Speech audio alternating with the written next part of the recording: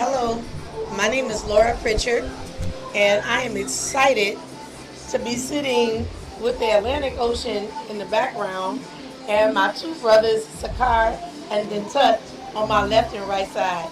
And we're here for a special reason. We're here, first of all, it's Black History Month, and we're celebrating Black History Month. And I'm just told by my brothers 100 years since Black History Month was established, and we're celebrating it here in Liberia.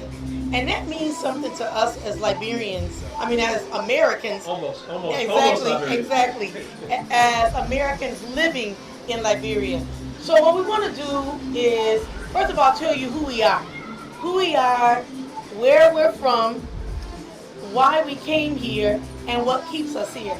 So I'm gonna let my brother start, and then I'll go. So my name is Sakar Aha Ahershu. I'm from Jersey City and born and raised, multiple generations, Jersey City, African American. So, you hear a lot about the FBA, Foundational Black Americans, and things of that nature. You've heard about that, right? Oh my gosh. Well, that's another conversation. But so I definitely would tie into that. My grandparents are from South Carolina, Monk's Corner to be specific, and now we've made our way to Liberia, and I'll talk more a little bit after Dentut introduces himself. I'm Vincent Raye, and I'm born and raised in Brooklyn, New York. Traveled from Brooklyn to Boston. My mother and father's actually from Haiti. Being that my parents are from the Caribbean, I have a very diverse way of looking at things, being brought up in the United States and having a Caribbean background. So, that's who I am in a nutshell. Okay, and I'm Laura Pritchard. I was born in Chicago, Illinois, but I grew up in Muskegon Heights, Michigan.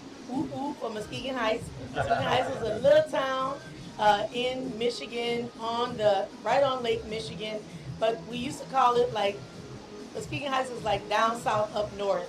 A beautiful black community that I love. American. Muskegon? Yes, it probably is. But the city that I grew up in was primarily African American. The high school I went to, primarily African American. So I have this like strong connection or strong sense of identity. I think it's all three of us do.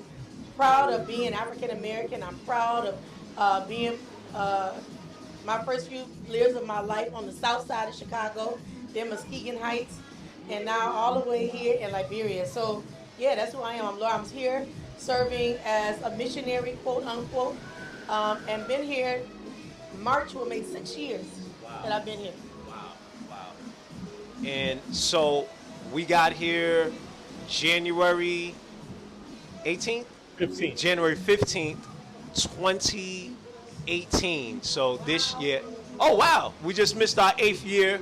Anniversary. So a few weeks ago, yeah, it had been, because today's February 1st, 8 years we have been in Liberia.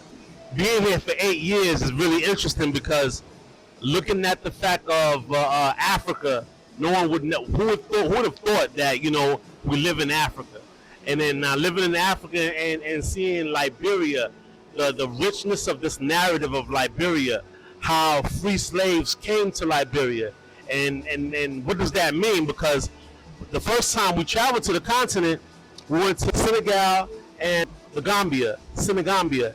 That particular trip was very interesting because it felt really sad going to Gorée Island and seeing where the slaves departed from, and the door being called the door of no return.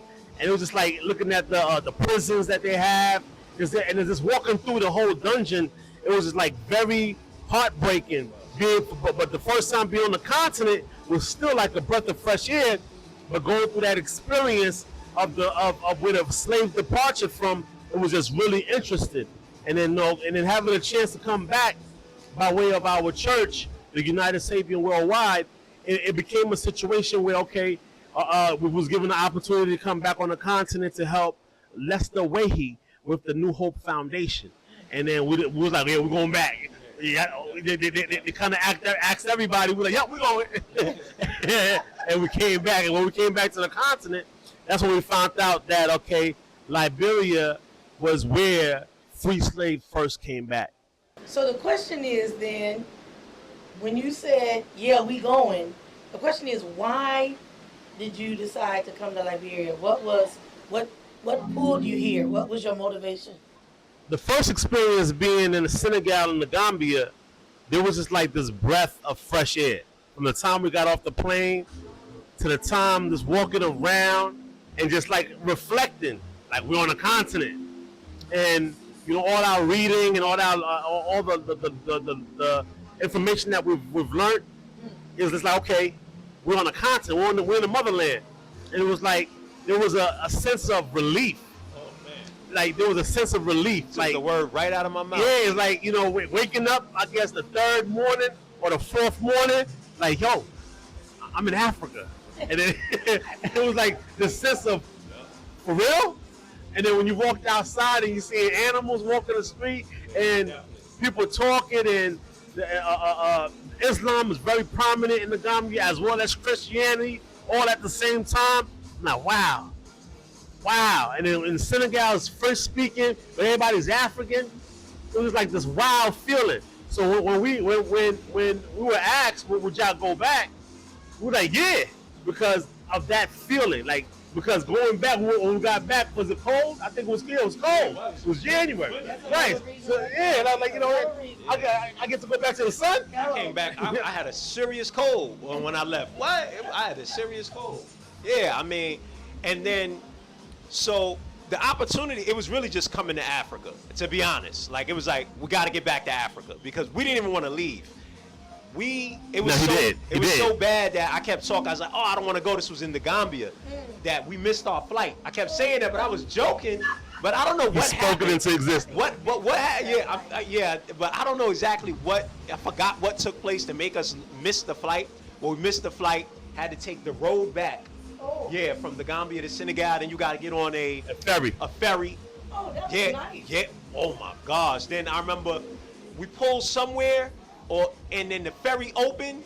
When we pulled up to the ferry door opened, and it was nothing but sheep, and it was a Oh, like a shepherd. Yeah. I'm literally like a shepherd opened up, so it was like your head was like, it was Jumanji. Oh, like, oh my God, I'm really here, and like it just was it was a beautiful adventure, right?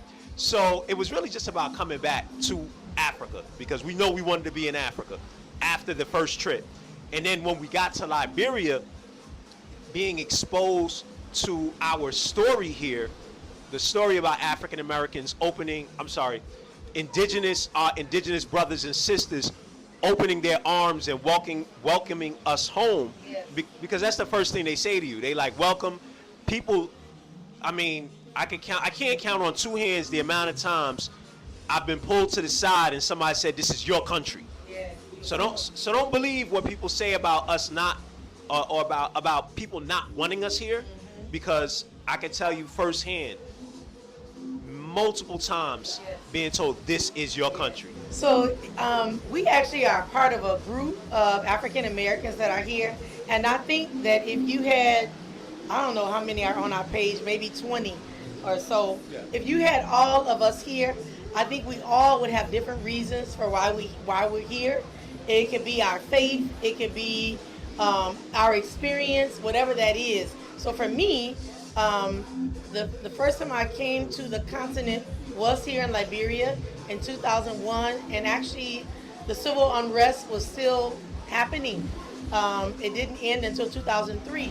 But when I came, so it wasn't like it is today, but there was something about coming to this place where I knew our ancestors came from. That was the first thing. Wow. And then I was introduced to a book that told me about Liberia being founded, as my brother said, by African Americans who had been enslaved, and they were coming back to the western shores of Africa, and they were seeking freedom, real freedom, and they were also, many Christians were seeking to spread the gospel.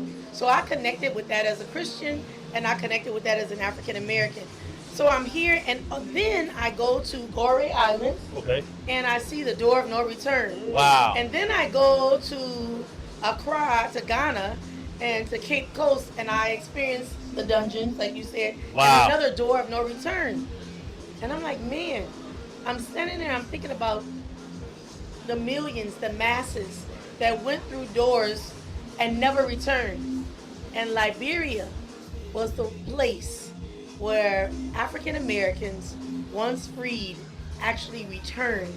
This place, I like to call it the door of return. That's it. Period. That's it. That's Yep. that's the connection, the historical connection. Right. I felt something like my people came back here Right. and found liberty. Right. That's one thing. Two is like you were just getting alluding to, Sakar. There's like a chasm between us, between African Americans and Africans. I'm just gonna say Africans in general. That we have this sense that we won't be welcomed, that we're not accepted. And when I would come here with mission groups, often one of a few African Americans um, here and in Ghana, Africans would ask me, where are our brothers and sisters? Wow. Why aren't they coming? Don't they care? And when I would go back and talk to African Americans about my experience, it would be like, I don't know if they will accept me. I don't know. And so I began to feel a call to be like a bridge between African Americans and Africans, specifically West Africans, specifically starting here in Liberia. So that's what caused me this need to be a bridge, and also to see more of us crossing the Atlantic. I'm not saying you have to cross here to live, but maybe you come to serve, to learn, to rest, to vacation, to enjoy, To invest. invest, yes, to put your feet on the motherland, on the sand, to look at that ocean and say, my people left from here and went there, and now I'm back. I heard one man say, when he came back and he stood on the shores of West Africa, he said, I'm carrying my ancestors with me back home. Heavy. That spoke to me. Heavy. That spoke to me. So, as you can hear, we all have different experiences about why we're here, but we're here. And I think the comment point for us too is that we feel a connection to the land and to the people, right? Absolutely. So I think the other question for all of us is then, it's not easy living in Liberia, but I love Liberia. What keeps you here? What keeps me here is the freedom, period. I mean, I've never felt this free in my life. And I don't want to go back to a mindset where I'm trapped either by police, constant harassment, or it's by other Black Americans, African Americans that jealousy, hate. Because, so there's a new musician, his name is DDG. Influencer, I haven't heard his music, but I've seen his name. Millions of followers on Instagram. He could be on other platforms as well. There's a meme going around. I shared it on my social media. And he was talking about, he said, listen, he went to Nigeria. And he said, you know, when they rob people in Nigeria, they rob people because they really need to rob someone. Whereas in America, you know, people do it off of jealousy. Not saying people don't go through poverty. Obviously, it's poverty in America, but I think you all see what I'm saying about that. And you know, especially people from the tri-state area, one of New York's attributes is hate. Like, it's known that, like, you know, there's a lot of hate in the city, and like musicians that come out of New York are constantly trying to remove the stigma that they can't work together because of this immense amount of hate. So I feel like that resonates in the States more than it needs to be, more, and definitely in the inner cities, because as I came to the South, that was, you know, one of my first transitions. And I'm gonna be honest, just, you know, I think moving, like, if you went from up north to the South, it might be easier. It might be culturally, I'm telling you, for me, because you know, my family had moved up for 3 generations. Like my mother, my grandma, my great grandfather moved us up. Yeah, so you know, he had an issue with his brother in Monk's Corner over you know, who running what on the land, and he was like, you know what, I'm out. Came up, and then we've been up there ever since. So yeah, we got family in, like, you know, Florida, different areas around Florida, South Carolina, of course, but we really stopped visiting everybody. I'm gonna just be honest. So we were like, Jersey, that was it. Like, Northern baby. yeah, we didn't go nowhere. So moving to Atlanta was a huge cultural shock for me. So way more than it was moving to Africa. So I would say, yeah, I mean, we'll expound on that later. So I would say what kept me here is the love. Wow, that hit home because coming from Brooklyn to Boston, it went from cold to colder.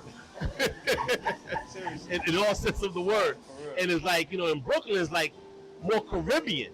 Like, you'll find your Jamaicans there, Trinidadians there, Bajans, you find all type of Caribbean people there as well as African Americans, in all big, melting pot, and we just co-live with each other cohesively, you know what I'm saying? But at the same time, when you got to Boston, it was more so like, okay, you have the Europeans there, and it's cold, and there wasn't as much Caribbean, and it just got cold. It was just really cold. So like, it's kind of hard to explain, but it was just cold.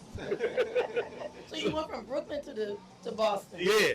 Okay. So I went from Brooklyn to Boston. And it was cold. It was cold, and then as I started to migrate it back towards the south, I went from Boston to Connecticut to open up a bookstore. Wow. And then being in Connecticut, it got back to the Caribbean vibe. Like Hartford, Connecticut, nothing but Caribbean. Jamaican, Trinidadian, just like Brooklyn. So I felt at home. But then, I had to travel from Connecticut, Hartford, to Atlanta to open up a bookstore. So when I got to Atlanta in 1998, I was like, wow, this is different. And I'll never forget, I got on the bus, learning my way around, and somebody said, hey, how you doing? Was it you? No. Oh, it was a regular lady. You're not used to people saying, how you doing? I'm coming from a cold place. You get shoved. Right. You know what I mean? That's your morning greeting. It's like, hey, how you doing? She was right in front. Hey, how you doing? Talking to me? Yeah, how you doing? I'm all right. I ain't know how like a embodiment of warmth from somebody saying, hey, how you doing? You know what I mean? And that was just really interesting. And then that Southern hospitality was really there in 98. In 98, it was really there. I don't know how it is right now, but in 98, people really cared. They ask you if you want to ride. They ask how you doing. They ask you to come to church. They did a whole lot of asking, in Atlanta. But then it became a thing when we came from Atlanta. I went back to Brooklyn. Then from Brooklyn to Africa to Liberia, it was like, okay, why go back there? Like, it's like why go back? That, you know what I mean? And why stay? It's like, because I had to go back to bury my mother, you know what I mean? Because she passed away. She made a transition while I was here. But then when I went back, while being there, because I was during the time of the peak of COVID, I was like, man, why am I coming back here? Like, COVID was going on, but everybody was just fine over here. You know what I'm saying? It's like why go back? So my mind was, why stays? It's like, especially Liberia, it's like one big canvas where you can do whatever you can think of, you can do here. As an entrepreneur, it's like I almost go crazy every day of just thinking of ideas. Sometimes Sakar gotta tell me, all right, not this one. We got too much on the plate.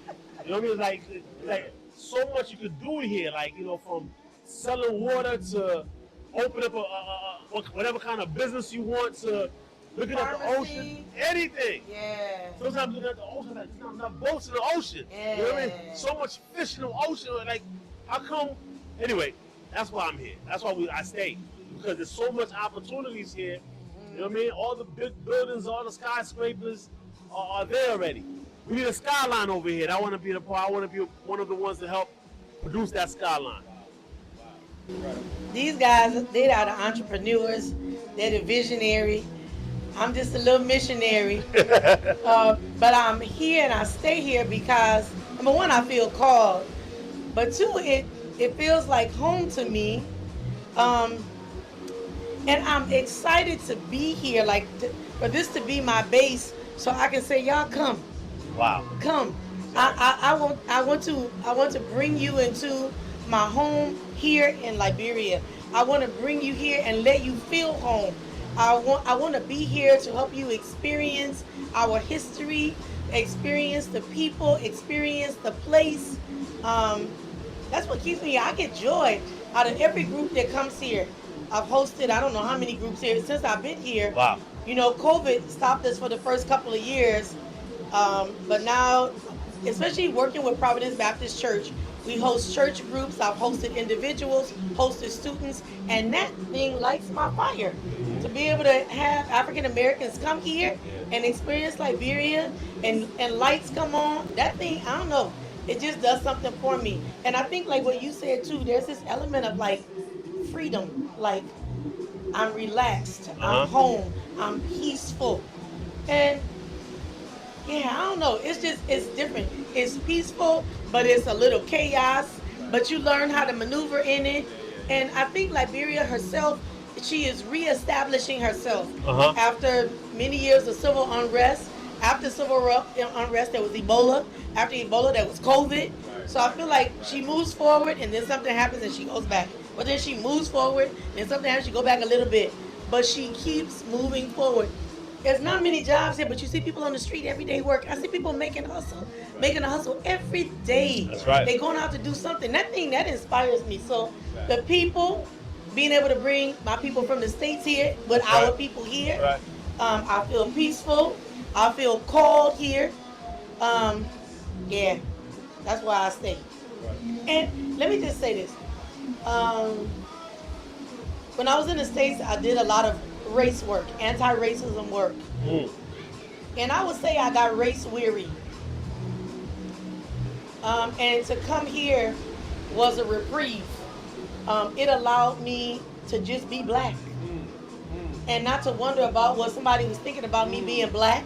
Interesting. How I was being preconceived when I walked into a room as a black woman. I got to lay all that down, y'all. I got to lay that down. That's amazing. From small things, like I always tell people, some people are like, it's not a big thing, Laura, but it is. Like when I ride down the street and all the billboards got black people on them, I don't know, that just does something to me.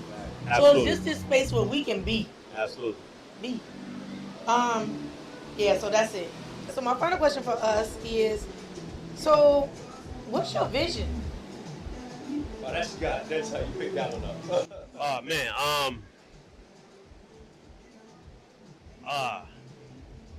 again, it's like an open canvas. So you know, I wanna do my best to leave a mark here on this country. My latest screensaver right now is Tamaray. Those that's familiar with Tamaray, we had like an Egyptian village in Georgia. Theme park. So like I would love to be able to be a part of establishing, you know, pyramids, obelisks, showing Egyptian structures, as well as other, you know, a major cathedral church, as well as a major mosque at the same time. So it's like by showing a timeline of religion in a rural area, and then make that a tourist attraction where people could come. And if you're Christian, you're welcome. If you're Muslim, you're welcome. And if you want to know about Egyptology, you could go there as well and find out about that. It's a thought right now from something that existed by our teacher, Dr. Malachi York. You know, and I want to be able to be a part of that. And again, that skyline in downtown Monrovia. You know, I want to be a part of putting up major structures from these major businesses that's coming into Liberia to help the infrastructure, to the plumbing, the sewage, all the major stuff that got to be done. They need a big building, a big presence. I want to be a part of doing that, leaving a mark. You know, that's my major thing in mind right now, as far as the vision is concerned. So I can go next. So my vision is to see like this constant flow of African Americans coming in and out of here. Love it. They're coming here for mission trips. Students are coming here to study abroad, and potential investors are coming. And I'm not an investor, I'm not a business person, but I love networking people. So just connecting people with people. People are coming. There are some beautiful resorts here. People are coming for vacation. They're coming for learning. They're coming on missions trips to connect. But there will be a flow. of African Americans coming in and out of here, and yeah, maybe short term, maybe long term, I don't know, but I just want to create the flow. I want to see us coming and us going, us knowing that this place, like Liberians tell us, you home. That's, I mean, my vision, I think, is as simple as that. It's ever evolving, but that is it primarily. That's beautiful. And I would say my vision, more, I would say my mission has become to use education and entertainment to uplift Africans world over. And so that became my mission. I started thinking about, okay, what is it that I really want to do? Like, when it's all said and done, what would I have done? And being here, you can do that. Like, you can be a part of that. Like, whereas, America, like, they're already, when it comes to entertainment, they already have their way that they want to utilize it to sell products. And, I understand entertainment, should be used for commerce, right? Because one, the artists, the creators need to be compensated for their work. So if you can find a way, it's a new form of trade. If you can find a way to use your influence by way of music or connecting with people to help another person sell a product to solve a problem for a customer, why not? Yet I just think that here we can tap into resources to be able to empower ourselves on our story, right? Again, Malachi York, he was like the difference between his story, you probably heard, and our story, right? And then, they always like, my story is like a mystery. When you talk about ancient Africa, nobody really knows but us what really happened. So being able to create platforms where that can flourish. Can that really flourish in America?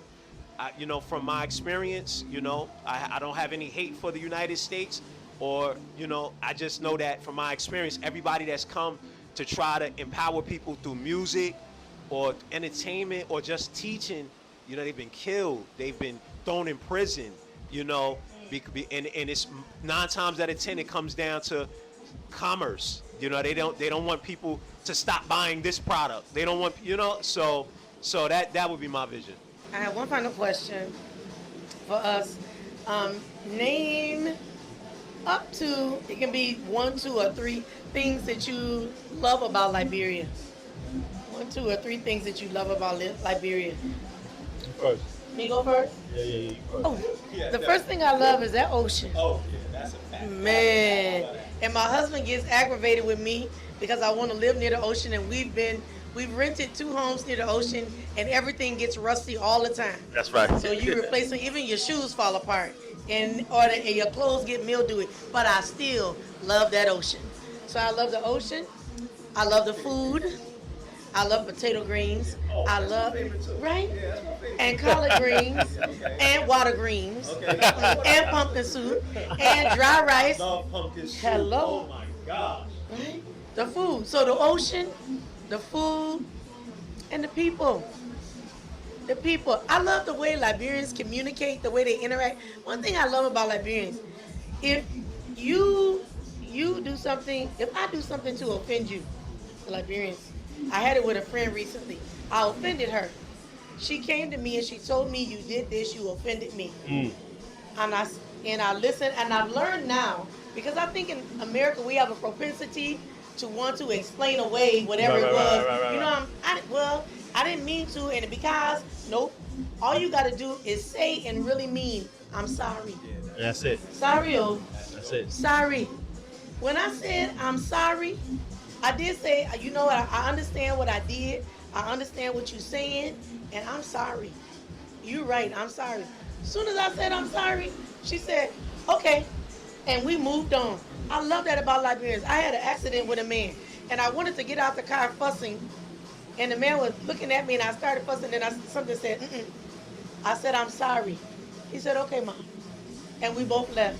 The simplicity and the beauty of communication, and this willingness to forgive.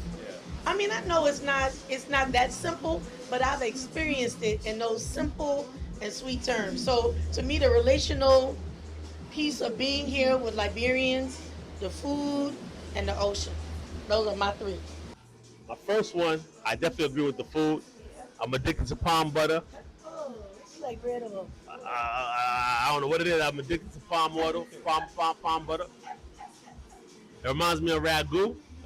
Oh Lord. I'm just trying to figure out how to put it in the bottle and sell it. I love it. But yeah, the food is great. You know, having a Caribbean coming from my mother and father being from Haiti. You know, if you know about Haitian food, you know, it's definitely saying. Anyway, I ain't even gonna bring that up, but it's just like the jollof rice conversation. Who got the best jollof rice? If you talk about Haitian food, they'll let you know. But anyway, I love the palm butter. Liberia got some good food. Outside of that, what else? What else?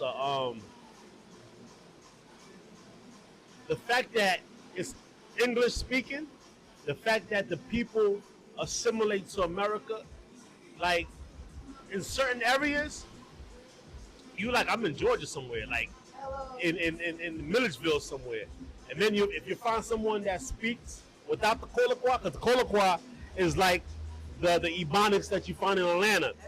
What's up, shorty? She is, shorty. And it exists. So yeah, if you're not from Atlanta, you're in a particular zone 4, 3, or zone 1, and you just find that raw Atlanta talk. And if you don't got a sense of hearing, you ain't gonna know what they saying. But in Liberia, it's Colloqua. But I love the fact that the people are so connected to America, and I guess that's the whole continent to a degree. But like from the dress they wear to how they speak to being in the know of the what's going on with the music and the time, I really love that. I really love that because it's just like it's like a deeper South for me. You know, coming from up north to Atlanta, it's like a deeper South. You know what I'm saying? It's like, and it's okay. It's okay. And the last but not least, of taking advantage of this open canvas, like this, and being a part of this new Liberia, like being a part of this wave of creating, of helping the youth that's here find their way and sharing that entrepreneurial spirit, because the entrepreneurial spirit, it starts early here. I want to say, I don't know, 5, 10, they get into it. You know what I'm saying? So you know what I mean? So like, you know, being a part of that, and being a part of that creating the education by way of public service announcements, by way of utilizing Journey Home Film Festival, and utilizing film and music, and helping them see that, you know, education is a tool to be an upstanding person. You know what I'm saying? And not kind of shy away from education because it seems hard. Embracing education and being that Liberia that it once was. That when I hear the stories, Liberia was the first sovereign on the continent. I think it was a battle between Ethiopia and Liberia, but you know they're one of the first. 1821 to 1847, and 1847 as a sovereign. You know, they had the first ministers. They're recognized for their diplomats. They're recognized for a lot of first women president. You know what I mean? So it's like a lot of firsts came out of Liberia. So you know, just you know, I love that, and I want to be a part of doing more. You know what I'm saying, of that. You know. Well said. Well said. I want to say that the opportunity. Well, one thing I want to tie in is that both of you mentioned the entrepreneurial spirit of Liberians, and I think, you know, because I remember I mentioned that to one brother here, and he was like, "Oh, well, that's because they're forced to," but that actually can bring out something that if it was properly cultivated, like if the right coaches, business, entrepreneurship, leadership courses, like, you know, the same thing that happens amongst the entrepreneurship community all over the world. If that was like a real focus here, I think then that could really be grown. Because right now it's a culture of, yes, there you go, because it's a culture for them to do for self. You know, figure out how they're gonna turn $1 to $2. So now if you were able to, like, you know, just kind of build on that, it could be, you know, humongous. It could be big. Now what I love, the music. I love the music. It's medicine. I love the music. Let me tell you something. Music, and earlier I mentioned the different. Going to Atlanta was like a big culture shock. It wasn't in a bad way. I want to make sure I say because I didn't complete that thought. It was in a good way. Like Denset explained, people having love for you, and I never experienced that before.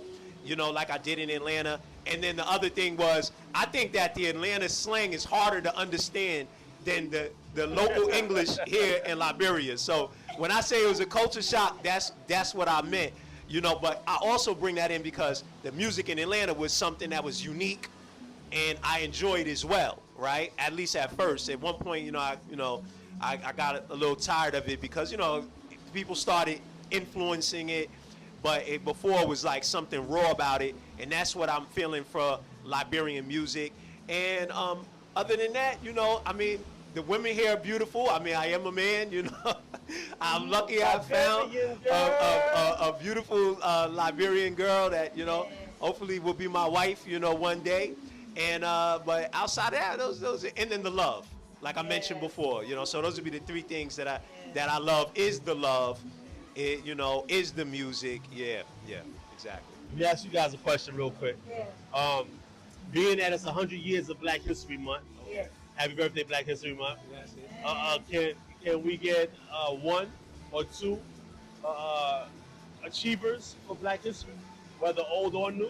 Okay, so for me, a Black history person from there that came here is La Carey. I love talking about La Carey. La Carey was born enslaved. He was a skilled worker, but I don't remember what his skill was right now. But he made enough money to purchase his freedom and the freedom of his family. And then when he was in his 20s, he became a Christian. He learned how to read, became a Christian, a preacher. He set up a missionary, an African missionary society. Love it. And it was those, I don't even know how this happened, but Black folks who were enslaved put their little pennies together and supported Lot Carey as he came here to be a missionary. So that brother was on I think the first boat that came here, left I think in 1821, got here in 1822. He was the first pastor of the church where I work at, Providence Baptist Church. He was a leader in the community. He had a ministry partner, Colin Teague. Colin Teague's son, Hillary Teague, was born into slavery, came to West Africa as a teenager, first lived in Sierra Leone, came here, and he was the man who pushed for independence. Because the thing that I'm learning is when the Black folks came here by way of the American Colonization Society, and that's a whole other conversation, they still were not fully free. They were under the governance of white governors from the American Colonization Society, and it was Hillary Teague, born into slavery, came here, and he pushed and fought. He wrote in the Liberian Herald, I think was the name of the publication. He wrote for freedom. He fought for freedom. He organized for freedom. He was a primary penner of Liberians' Declaration of Independence. Dr. C. Patrick Burroughs has a book about him, From Virginia Slave to African Statesman. Those two brothers, Hillary Teague, the writer of the Declaration of Independence, and Lot Carey, the first pastor of Providence Baptist Church, who founded an African Mission Society. Those are my two African American. That's nature. From there to here. That's nature. I'm inspired by them. For me, it would be right now. I would think Stokely Carmichael. Yeah. From rest in peace. From the, I think he went from SNCC, right, to the student national. The one that National Coordinating Committee. exactly to the Black Panther Party, right? Wow, yes. And then he wound up changing his name from Stokely Carmichael to Kwame Ture Right. in order to commemorate the names of Kwame Nkrumah, who had influenced him from Ghana, and Sekou Touré from Guinea, who also influenced him. And one of the last speeches that I saw of him was in Athens, actually, Athens, Georgia, interestingly enough for those that know. And he was just talking about the importance for us as Africans world over. He was saying for all people to make sure that Africa rises again. That was his whole speech. He said he don't care if you're Puerto Rican, you're white, Mexican, all of us have a responsibility to make sure, because we all came from here. You know, all of us, it birthed all nationalities out of the, it's a scientific fact now. So for me, it would be Kwame Ture. Wow. I want to say Oprah Winfrey. Wow. Yeah, I want to say I want to start with her because I feel like growing up, that was a really strong, or is a really, really strong Black African American woman that tied her heritage to Liberia, and a lot of her thought process of speaking to the public is unmatched to this day. It's like, you know, she's struck chords in many different ways, from the time she started after Donahue to the time she kind of got out the limelight, and then got her own, the old network. Yeah. For Oprah, old network. Oh, Own. Okay. OWN, right? It's own, right? I think so. Right. So like, so I say that because Bill Cosby tried to do it, but she got it done First. You know what I'm saying? And then it was like the own, to let you know that Oprah owns it. Yeah. You know what I mean? So I want to say her, and the fact that she's from Liberia, or she tied her Genetically to Liberia, and she's done such a great thing in America. It has to be spoken about for Black History. Black History's 100-year anniversary. I would like to mention that, as well as Kwame Nkrumah, because they say he's from Ghana. He was the president of Ghana, but the stories that I've heard while being here, he's actually a crewman from Liberia. Wow. Now, how true that is, We got his story. you know what I mean? How true that is, that's what he said that the Kwame Nkrumah is because he was a crewman, you know what I'm saying, as a Liberian. That's where he was. Then he traveled to Ghana and so forth. So I think that's major because he's done major things, from going to the United States and studying and coming back, being a part of the whole thing with the African Union. Before the African Union was called Organization of African States. Yeah, OAS. Yeah, so yeah, exactly. So being a part of that, that the birth of what the African Union is today is major, because he also wanted one Africa, and Africa has to do for self. And I recently found out that he even wanted to go into film, utilize film as a way of a method to teach Pan-Africanism. So those two individuals I want to mention, and I guess the next time we'll get on here, if we can continue to show light to other Africans, you know, whether they're Africans or African Americans, while we are in the 100th year of Black History Month. I think it'll be dope. We're going to end our time now, but this isn't the end of our time. Exactly. Because we're going to use Black History Month as a platform to continue to talk about like our experience here in Liberia, but also you're gonna hear from Professor Eric Washington. He is from Calvin University, and he's going to talk about the historic movement of African Americans to Liberia. Before it was Liberia, it was called the Grain Coast or the Pepper Coast. And so he'll talk about the movement of black folk, if you will, from the stateside to here, pre-Civil War, post-Civil War, and beyond.